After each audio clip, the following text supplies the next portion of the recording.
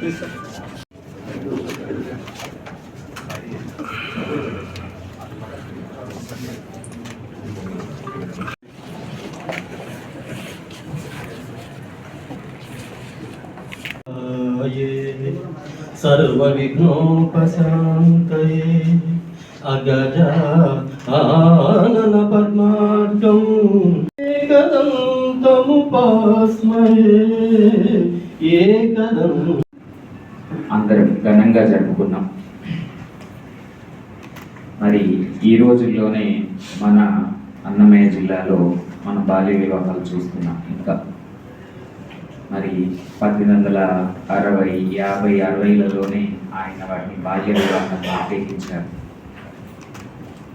మనుషులందరూ సమానం, ఎటువంటి విభేదాలు ఉండకూడదు, కులపరమైన, మతపరమైన, ఏ పరమైనటువంటి విభేదాలు ఉండకూడదని ఆయన ఆ రోజుల్లోనే ప్రజలకి తెలియజేసేలాగా ఆయన తన ప్రవర్తన ద్వారా, అలాగే తను చేసే పని ద్వారా సమాజంలో ఈ అసమానతలు పోవాలి, చదువు ఒకటి దానికి మార్గము, ఈ దుస్సాంప్రదాయాలు అలాగే మతపరమైన దురాచారాలు పోవాలి అని ఆ రోజే ఆయన ప్రజలకి అనేక విధాలుగా అర్థమయ్యే విధంగా పత్రికల ద్వారా కానీ, చదువు చెప్పడం ద్వారా కానీ, సభల ద్వారా కానీ ఆయన చెప్పడం జరిగింది.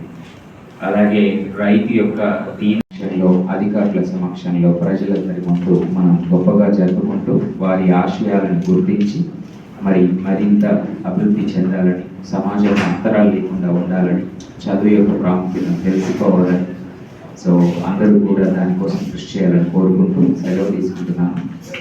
అయితే నాకు ఇప్పుడు చీఫ్ సెక్రటరీ